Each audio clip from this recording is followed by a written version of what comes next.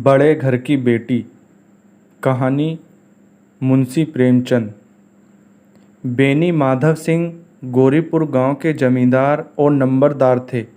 उनके पिता में किसी समय बड़े धन धान्य संपन्न थे। गांव का पक्का तालाब और मंदिर, जिनकी अब मरम्मत भी मुश्किल थी, उन्हीं की कीर्ति स्तंभ थे। कहते हैं इस दरवाजे पर हाथी झूमता था। अब उसकी जगह एक बूढ़ी भैंस थी, जिसके शरीर में अस्थि पंजर के सिवा और कुछ शेष न रहा था, पर दूध शायद बहुत देती थी, क्योंकि एक न एक आदमी हानि लिए उसके सिर पर सवार ही रहता था। बेनी माधव सिंह अपनी आधी से अधिक संपत्ति वकीलों को भेंट कर चुके थे। उनकी वर्तमान आय 1000 रुपये वार्षिक से अधिक न थी। ठाकुर साहब के 2 बेटे थे। बड़े का नाम श्रीकंठ सिंह था। उसने बहुत दिनों के परिश्रम और उद्योग के बाद बीए की डिग्री प्राप्त की थी। अब एक दफ्तर में नौकर था। छोटा लड़का लाल बिहारी सिंह दोहरे बदन का सजीला जवान था। भरा हुआ मुखड़ा, चौड़ी छाती, भैंस का 2 सेर ताज़ा दूध वह उठकर सवेरे पी जाता था। श्रीकंठ सिंह की दशा बिल्कुल विपरीत थी।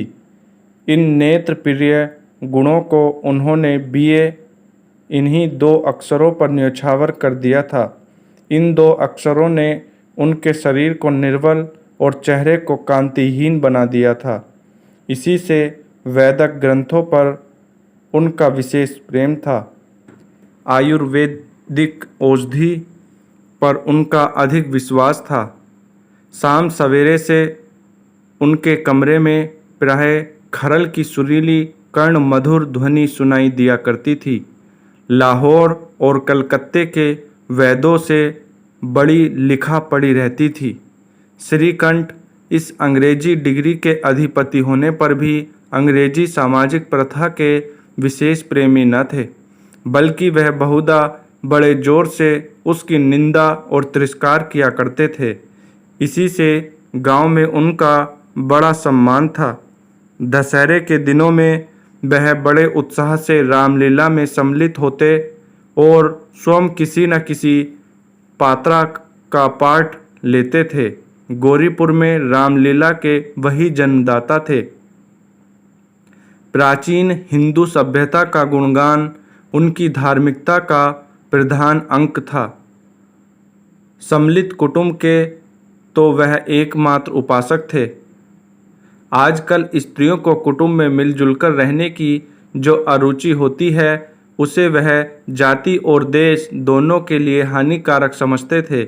यही कारण था कि गांव की ललनाएं उनकी निंदक थी। कोई कोई तो उन्हें अपना शत्रु समझने में भी संकोच न करती थी। स्वयं उनकी पत्नी को ही इस विषय में उनसे विरोध था। वह इसलिए नहीं कि उसे अपने सास ससुर, देवर या जेठ आदि से घृणा थी, बल्कि उसका विचार था कि यदि बहुत कुछ सहने और तरह देने पर भी परिवार के साथ निर्वाह न हो सके, तो आए दिन की कलह से जीवन को नष्ट करने की अपेक्षा यही उत्तम है कि अपनी खिचड़ी अलग पकाई जाए। आनंदी एक बड़े उच्च कुल की लड़की थी। उसके बाप एक छोटी सी रियासत के ताल्लुकेदार थे। विशाल भवन, 1 हाथी, 3 कुत्ते, बाज, बहरी सिकरे, झाड़, फानूस, आनरेरी, मजिस्ट्रेट और ऋण, जो एक प्रतिष्ठित ताल्लुकेदार के भोग्य पदार्थ हैं, सभी वहाँ विद्वान थे। नाम था भूप सिंह। बड़े उदारचित और प्रभावशाली पुरुष थे, पर दुर्भाग्य से लड़का एक भी न था। 7 लड़कियां हुईं और दैवयोग से सब की सब जीवित रहीं। पहली उमंग में तो उन्होंने 3 ब्याह दिल खोल कर किए, पर 15-20 हजार रुपयों का कर्ज सिर पर हो गया तो आंखें खुली, हाथ समेट लिया। आनंदी चौथी लड़की थी। वह अपनी सब बहनों से अधिक रूपवती और गुणवती थी। इससे ठाकुर भूप सिंह उसे बहुत प्यार करते थे। सुंदर संतान को कदाचित उसके माता पिता भी अधिक चाहते हैं। ठाकुर साहब बड़े धर्म संकट में थे कि उसका विवाह कहाँ करें। न तो यही चाहते थे कि ऋण का बोझ बढ़े और न यही स्वीकार था कि उसे अपने को भाग्यहीन समझना पड़े। एक दिन श्रीकंठ उनके पास किसी चंदे का रुपया मांगने आया। शायद नागरी प्रचार का चंदा था। भूप सिंह उनके स्वभाव पर रीझ गए और धूमधाम से श्रीकंठ सिंह का आनंदी के साथ ब्याह हो गया। आनंदी अपने नए घर में आई तो वहाँ का रंग ढंग कुछ और ही देखा। जिस टीम टाम की उसे बचपन से ही आदत पड़ी हुई थी वह यहाँ नाम मात्र को भी न थी। हाथी घोड़ों का तो कहना ही क्या, कोई सजी हुई सुंदर बहली तक न थी। रेशमी स्लीपर साथ लाई थी पर यहाँ बाग कहाँ। मकान में खिड़कियाँ तक न थी, न जमीन पर फर्श, न दीवार पर तस्वीरें। यह एक सीधा साधा देहाती गृहस्थ का मकान था। किंतु आनंदी ने थोड़े ही दिनों में अपने को इस नई अवस्था के ऐसा अनुकूल बना लिया मानो उसने विलास के सामान कभी देखे ही न थे। एक दिन दोपहर के समय लाल बिहारी सिंह 2 चिड़िया ले आए और भावत से बोला, जल्दी से पका दो, मुझे भूख लगी है। आनंदी भोजन बनाकर उसकी राह देख रही थी। अब वह नया व्यंजन बनाने बैठी। हांडी में देखा तो घी पाव भर से अधिक न था। बड़े घर की बेटी किफ़ायत क्या जाने, उसने सब घी मांस में डाल दिया। लाल बिहारी खाने बैठा तो दाल में घी न था। बोला, दाल में घी क्यों नहीं छोड़ा? आनंदी ने कहा, घी सब मांस में पड़ गया। लाल बिहारी जोर से बोला, अभी परसों घी आया है, इतना जल्द उठ गया? आनंदी ने उत्तर दिया, आज तो कुल पाव भर रहा होगा, वह सब मैंने मांस में डाल दिया। जिस तरह सूखी लकड़ी जल्दी से जल उठती है, उसी तरह क्षुधा से बावला मनुष्य जरा जरा सी बात पर तिनक जाता है। लाल बिहारी को भावच की यह डिढ़ाई बहुत बुरी मालूम हुई। तिनक कर बोला, मैके में तो चाहे घी की नदियाँ बहती हों, स्त्री गालियाँ सह लेती हैं, मार भी सह लेती हैं, पर मैके की निंदा उससे नहीं सही जाती। आनंदी मुंह फेर कर बोली, हाथी मरा भी तो 9 लाख का, वहाँ इतना घी नित्य नाई कहार खा जाते हैं। लाल बिहारी जल गया, थाली उठाकर पलट दी और बोला, जी चाहता है जी पकड़कर खींच लूं। आनंदी को भी क्रोध आ गया, मुंह लाल हो गया। बोली, वह होते तो आज इसका मजा चखाते। जब ऐपड़ उज्जड़ ठाकुर से न रहा गया, उसकी स्त्री एक साधारण जमींदार की बेटी थी। जब जी चाहता उस पर हाथ साफ कर लिया करता था। खड़ाऊ उठाकर आनंदी की ओर जोर से फेंकी और बोला, जिसके गुमान पर भूल गई हो उसे भी देख लूँगा और तुम्हें भी।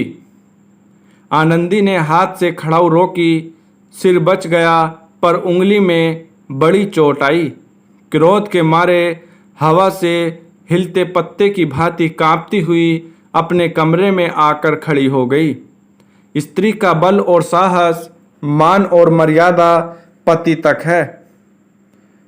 उसे अपने पति के ही बल और पुरुषत्व का घमंड होता है। आनंदी खून का घूंट पीकर रह गई। श्रीकंठ सिंह शनिवार को घर आया करते थे। बृहस्पति को यह घटना हुई थी। 2 दिन तक आनंदी को भवन में रही, न कुछ खाया न पिया। उनकी बाट देखती रही। अंत में शनिवार को वह नियमानुकूल संध्या समय घर आए और बाहर बैठकर कुछ इधर उधर की बातें, कुछ देश काल संबंधी समाचार तथा कुछ नए मुकदमों आदि की चर्चा करने लगे। यह वार्तालाप 10 बजे रात तक होता रहा। गांव के भद्र पुरुषों को इन बातों में ऐसा आनंद मिलता था कि खाने पीने की भी शुद्धि न रहती थी। श्रीकंठ को पिंड छुड़ाना मुश्किल हो जाता था। ये 2-3 घंटे आनंदी ने बड़े कष्ट से काटे। किसी तरह भोजन का समय आया, पंचायत उठी, एकांत हुआ तो लाल बिहारी ने कहा, भैया आप जरा भाभी को समझा दीजिएगा कि मुंह संभाल कर बातचीत किया करे, नहीं तो एक दिन अनर्थ हो जाएगा। बेनी माधव सिंह ने बेटे की ओर से साक्षी दी। हाँ, बहू बेटियों का यह स्वभाव अच्छा नहीं कि मर्दों के मुंह लगें। लाल बिहारी, वह बड़े घर की बेटी है तो हम भी कोई कुर्मी कहार नहीं हैं। श्रीकंठ ने चिंतित स्वर से पूछा, आखिर बात क्या हुई है? लाल बिहारी ने कहा, कुछ भी नहीं, यूं ही आप उलझ पड़ी। मैके के सामने हम लोगों को कुछ समझती ही नहीं। श्रीकंठ खा पी कर आनंदी के पास गए। वह भरी बैठी थी। यह हजरत भी कुछ तीखे थे।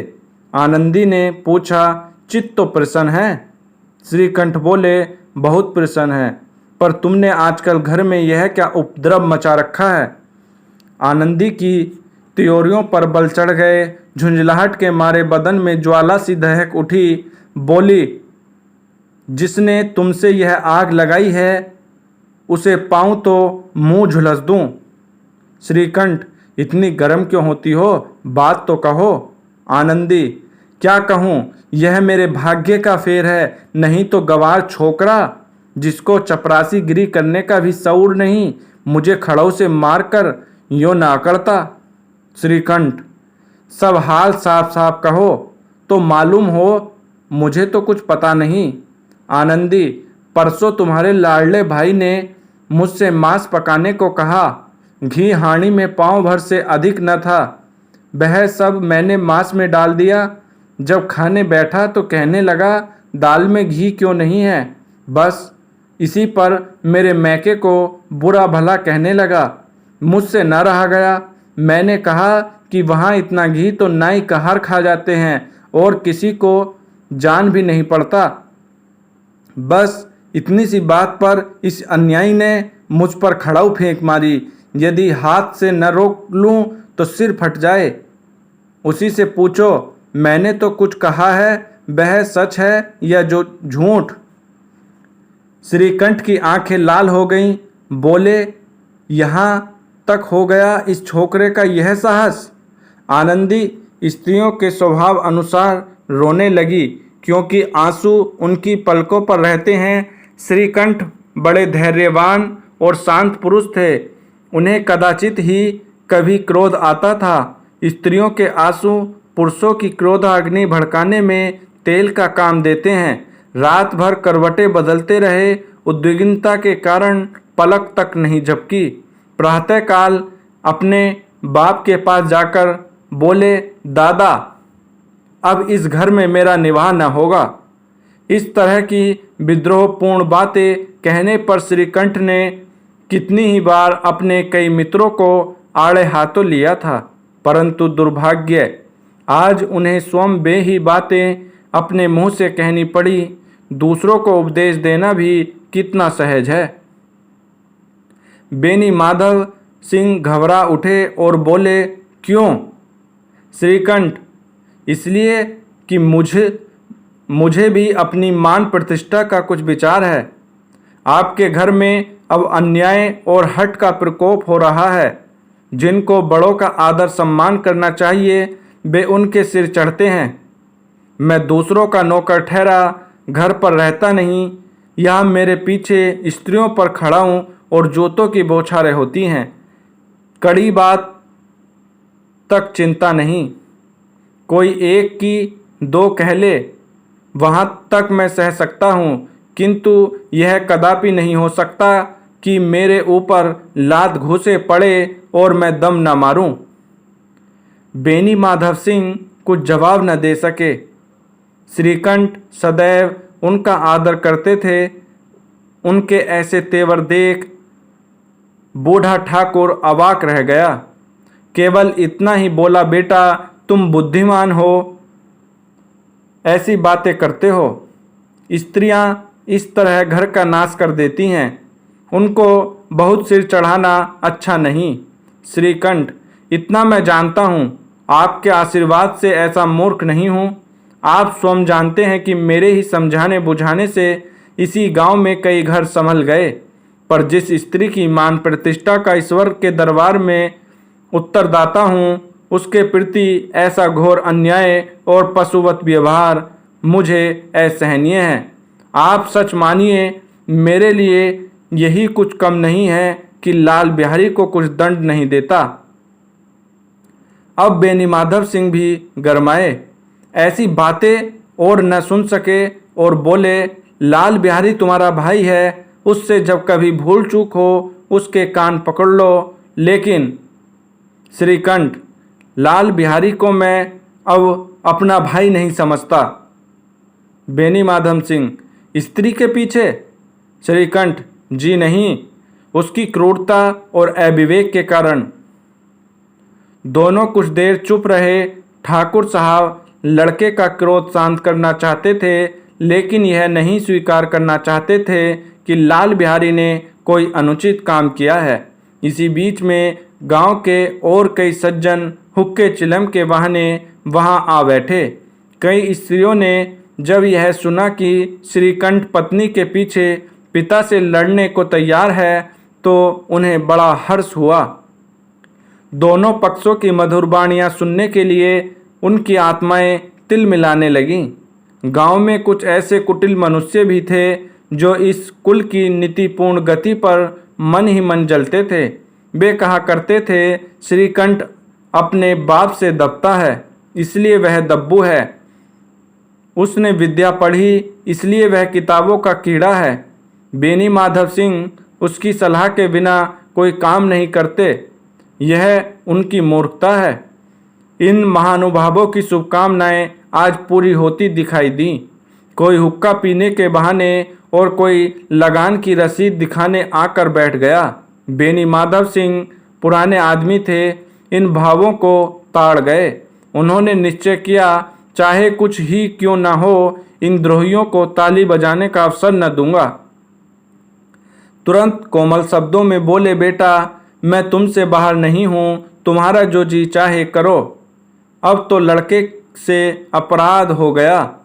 इलाहाबाद का अनुभव रहित झल्लाया हुआ ग्रेजुएट इस बात को न समझ सका। उसे डिबेटिंग क्लब में अपनी बात पर अड़ने की आदत थी। इन हथकंडों की उसे क्या खबर। बाप ने जिस मतलब से बात पलटी थी वह उसकी समझ में न आई।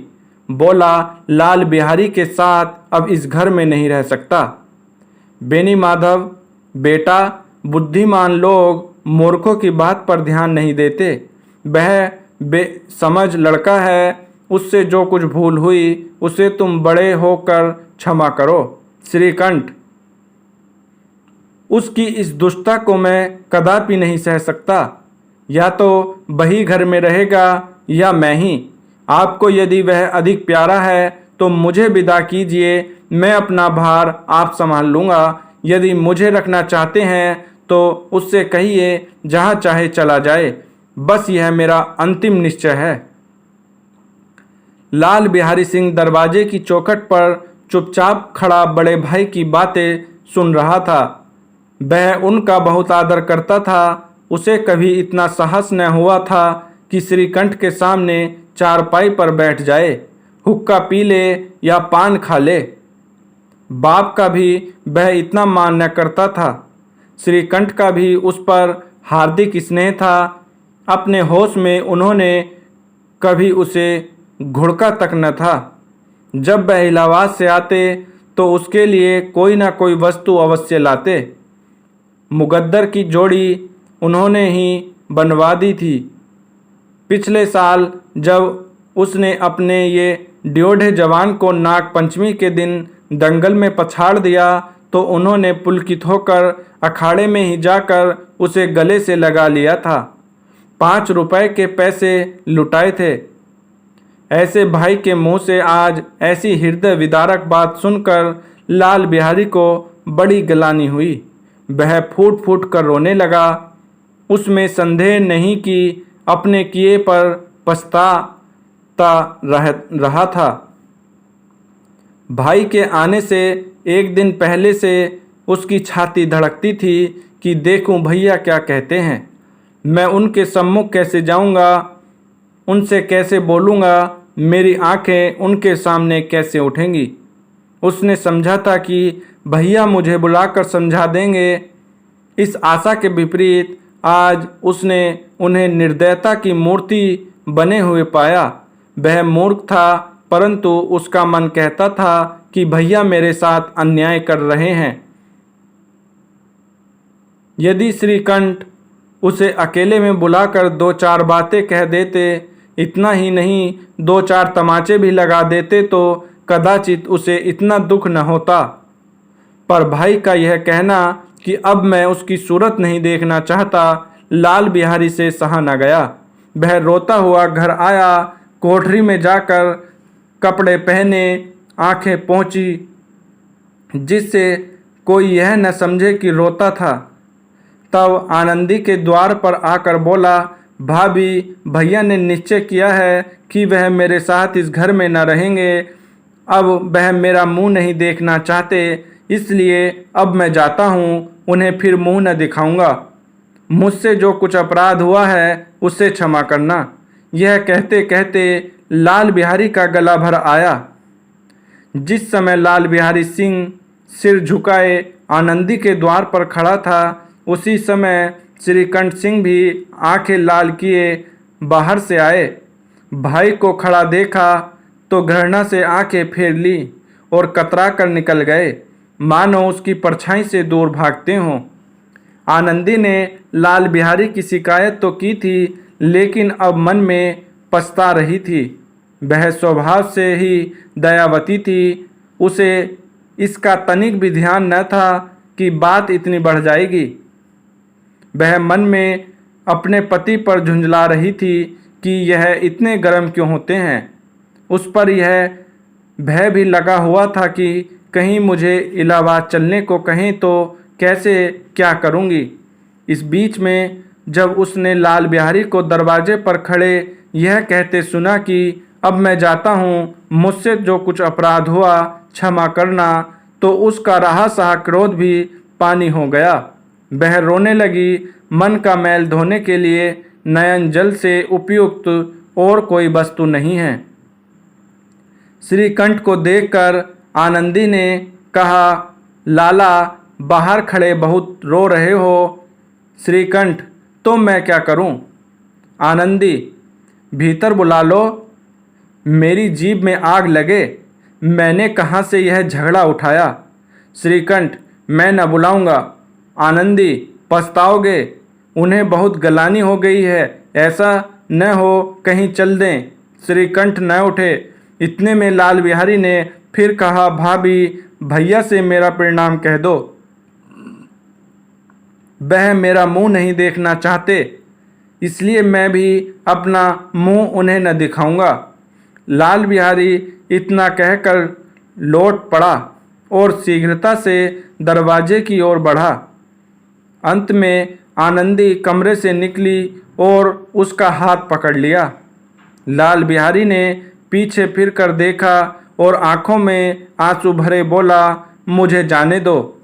आनंदी, कहाँ जाते हो? लाल बिहारी, जहाँ कोई मेरा मुंह न देखे। आनंदी, मैं न जाने दूंगी। लाल बिहारी, मैं तुम लोगों के साथ रहने योग्य नहीं हूँ। आनंदी, तुम्हें मेरी सौगंध, अब एक पग भी आगे न बढ़ाना। लाल बिहारी, जब तक मुझे यह न मालूम हो जाए कि भैया का मन मेरी तरफ से साफ हो गया, तब तक मैं इस घर में कदापि न रहूँगा। आनंदी, मैं ईश्वर को साक्षी देकर कहती हूँ कि तुम्हारी ओर से मेरे मन में तनिक भी मैल नहीं है। अब श्रीकंठ का हृदय भी पिघला। उन्होंने बाहर आकर लाल बिहारी को गले लगा लिया। दोनों भाई खूब फूट फूट कर रोए। लाल बिहारी ने सिसकते हुए कहा, भैया अब कभी मत कहना कि तुम्हारा मुंह न देखूंगा। इसके सिवा आप जो दंड देंगे मैं सहर्ष स्वीकार करूंगा। श्रीकंठ ने कांपते हुए स्वर से कहा, उल्लू, इन बातों को बिल्कुल भूल जाओ। ईश्वर चाहेगा तो फिर ऐसा अवसर न आएगा। बेनी माधव सिंह बाहर से आ रहे थे। दोनों भाइयों को गले मिलते देखकर आनंद से पुलकित हो गए। बोल उठे, बड़े घर की बेटियां ऐसी ही होती हैं, बिगड़ता हुआ काम बना लेती हैं। गांव में जिसने यह वृतांत सुना उसी ने इन शब्दों में आनंदी की उदारता को सराहा। बड़े घर की बेटियां ऐसी ही होती हैं। और यहीं पर यह कहानी समाप्त होती है। अगर आपको यह कहानी पसंद आए तो इसे लाइक और शेयर अवश्य करें।